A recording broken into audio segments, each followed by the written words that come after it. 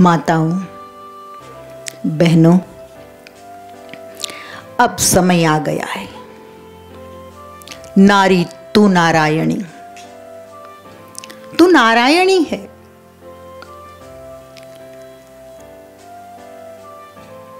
पूरा विश्व अधूरा है तेरे बिना। पुरुष की जिंदगी में से नारी को निकाल दो। बहन के रूप में भी नहीं होनी चाहिए, पत्नी के रूप में भी नहीं, बेटी के रूप में भी नहीं, माता के रूप में भी नहीं, अरे मेड के रूप में भी नहीं, मेड के रूप में भी नहीं, नौकरानी के रूप में भी नहीं,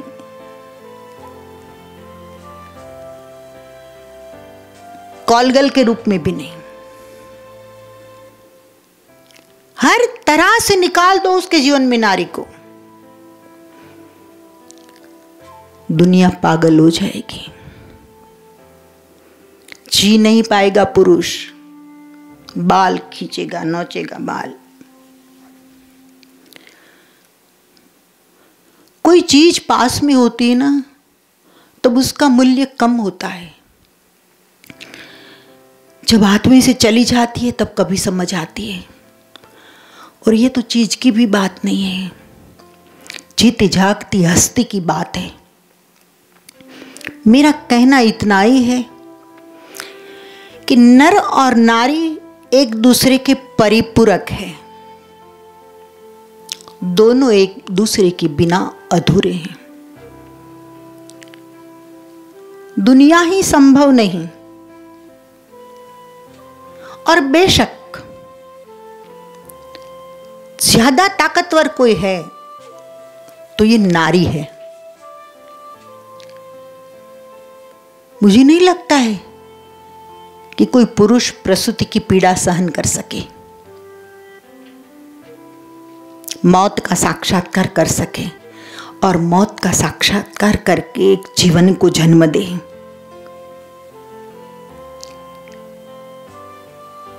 छोड़ो कौन बड़ा कौन छोटा, कौन महान कौन निम्न, ये मुझे नहीं सिखाना है। जनरल बात होती है तो एक अलग है, लेकिन मुझे नर नारी में घर्षण पैदा हो ऐसा कुछ नहीं करना है। सामंजस्य पैदा हो, नर नारी हार्मनी से जिए, समझ से जिए, समर्पण से जिए, ये चाहती हूं मैं। लेकिन परिस्थिति कुछ इस हद तक पहुंच गई है,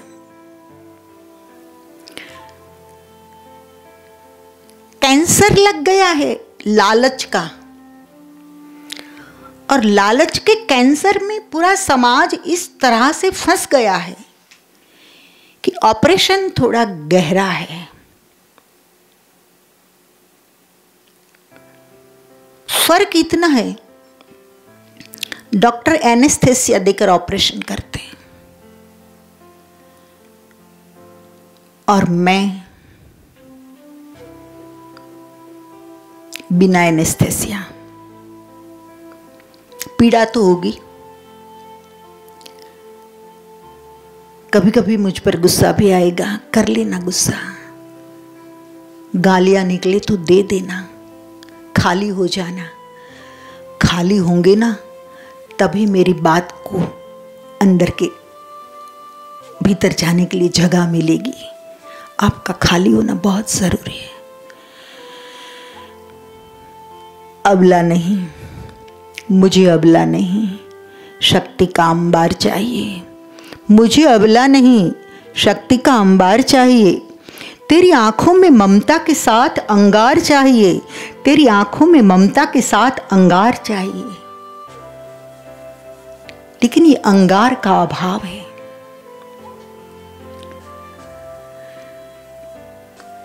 शक्ति के अंबार का अभाव है, शरीर है, तेज का अंबार का अभाव है। मैं बात करने जा रही थी 6 महीने पहले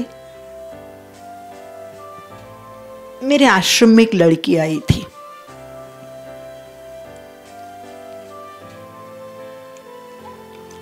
ऐसे तो मैं अलाउ नहीं करती हूँ क्योंकि मेरे पास समय नहीं है। लोगों को समय चाहिए, बहुत सारे फालतू सवाल करने और फालतू जवाब सुनने। मेरे पास नहीं फालतू जवाब है, नहीं फालतू टाइम है। मैं मेरे एकांत को, मेरे अध्ययन को, मेरे लेखन को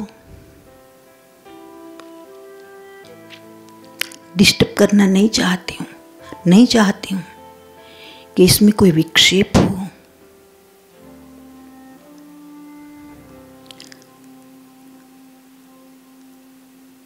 कुछ दिन पहले कोई बूढ़े कथाकार कह रहे थे कि हाथ में तुलसी की माला जरूर रखना हमेशा। अच्छी बात है, कुछ गलत नहीं कहा उसने, लेकिन मैं ये कहूंगी कि आज समय ये आ गया है कि एक हाथ अगर माला रोक देगी तो फिर आपको प्रगति करनी वह कैसे करोगे? अध्यात्म तो ऐसे भी हो जाता है। आध्यात्मिक विकास तो चलते फिरते भी हो सकता है और काम करते करते भी बहुत कुछ सीख लेती है आत्मा, जिससे को उन्नति करनी है अंदर से उसकी। हमारे कवियों ने तो बरसों पहले कह दिया, बरसों पहले, कि करता जाइए घरना काम, लेता जाइए हरिना नाम। कर्मयोग करते करते साध लो आपको जो उन्नति साधनी हो। तो मैं तो ऐसा नहीं कहूंगी कि एक हाथ सदंतर बिजी रखो माला में। मैं ये कहूंगी कि माला यहां से चालू रखो अंदर से, फिर तो एक ऑटो मोड जैसा हो जाएगा। बाहर का काम चालू रहेगा, अंदर का विकास चालू रहेगा। मेरे अनुभव की मैं बात करती हूं।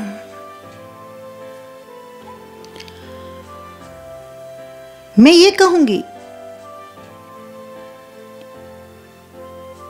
कि देश और दुनिया की स्थिति को बेहतर बनाने के लिए आपके हाथ में कंप्यूटर होना चाहिए, पामटॉप होना चाहिए। जरूरी नहीं माला ही हाथ में हो, आपके हाथ में गिटार भी होनी चाहिए। कभी कभी जरूरत पड़े तो गन भी होनी चाहिए, पिस्टल भी होनी चाहिए। समय की बात है। समाज को जैसा सिखाओगे ऐसा समाज पकड़ लेगा। ऐसा ना हो कि बेहोशी में कुछ ऐसी गलत बातें पकड़ा दो कि लाखों युवक बेचारे फिर एक हाथ से लाचार हो जाए, कुछ कर ही ना पाए। दोस्तों, मैं बात कर रही थी कुछ महीने पहले, बहुत फोन आ रहे थे एक लड़की का कि मैं मानसिक रूप से अस्वस्थ हूं,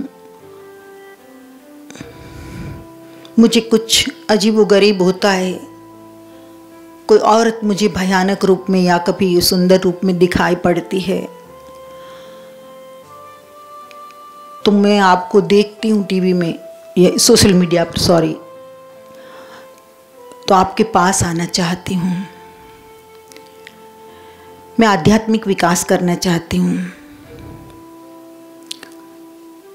4-6 महीने तक तो अवॉइड किया, फिर बहुत पीछे पड़ी, तब मैंने कहा, उसके पिताजी से बात की कि आप 2 अक्षर लिखकर भेज देना कि मेरी मर्जी से, मेरी आज्ञा से मेरी बेटी आ रही है और आश्रम में 20-25 दिन जो रुकना चाहे वो आपको परमिशन, आप उसे परमिट करना। ठीक है।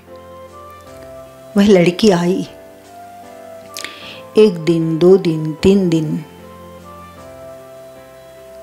क्योंकि उसको तो जो करना था वो ही करना था। ये पता चल गया मुझे कि उसके अध्यात्म से कुछ लेना देना नहीं था।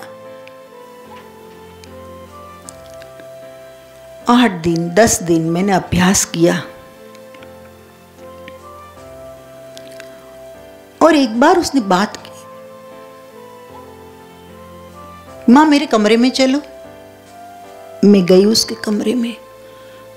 छोटी सी गांव में एक छोटी सी दुकान होती है ना, ऐसे सजाया हुआ था कमरा, छोटी सी दुकान ही थी।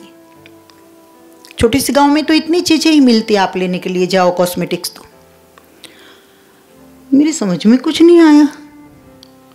मैंने कहा ये सब क्या है?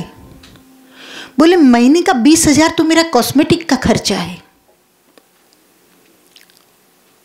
बस इसलिए आप अबला हो, इसलिए आप अबला हो। समझ में आया?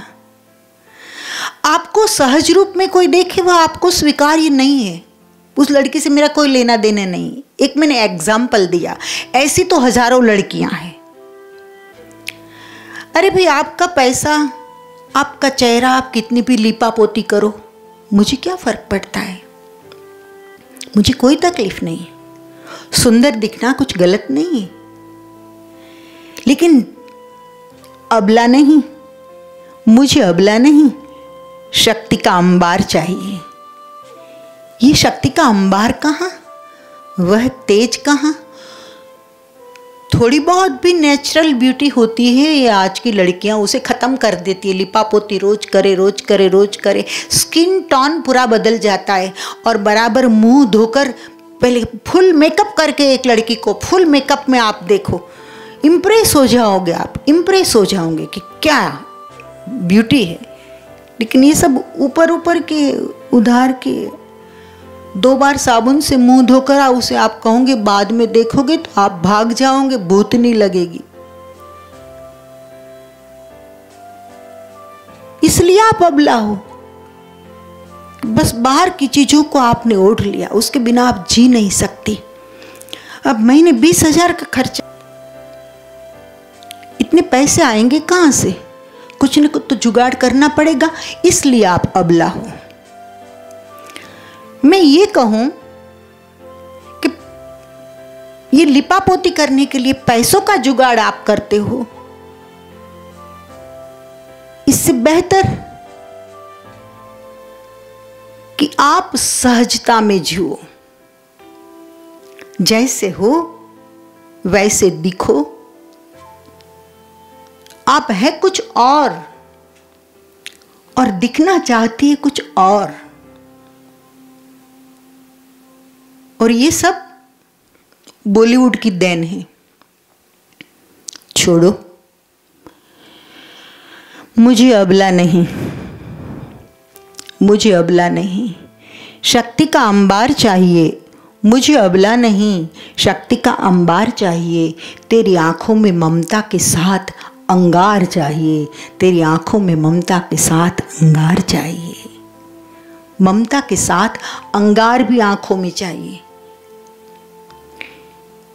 रसिक बिहारी रामायण में एक बड़ा प्यारा कवित है। जनक महाराज के वहां पृथ्वी में से सीता जी प्रकट होती है,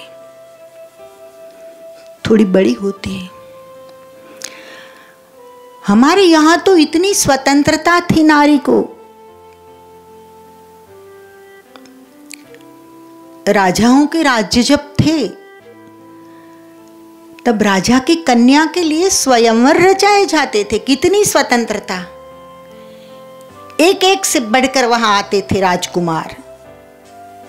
सौंदर्यवान थे, कोई वीर्यवान थे, कोई धनवान थे, कोई यशवान थे, कोई कीर्तिवान थे। और कन्या को स्वतंत्रता दी जाती थी कि लाइन में बैठे हैं 100-200 राजा महाराजा राजकुमार, तेरे पति को पसंद करने का तेरा अधिकार है, केवल तेरा। और कन्या स्वयं पसंद करती थी। इतनी स्वतंत्रता नारी को दी गई है। फिर समय के साथ बदलाव आया। नारी को बहुत दबाई गई, बहुत दबाई गई, बहुत दबाई गई। और आज फिर बात दूसरे छोर पर पहुंच गई है।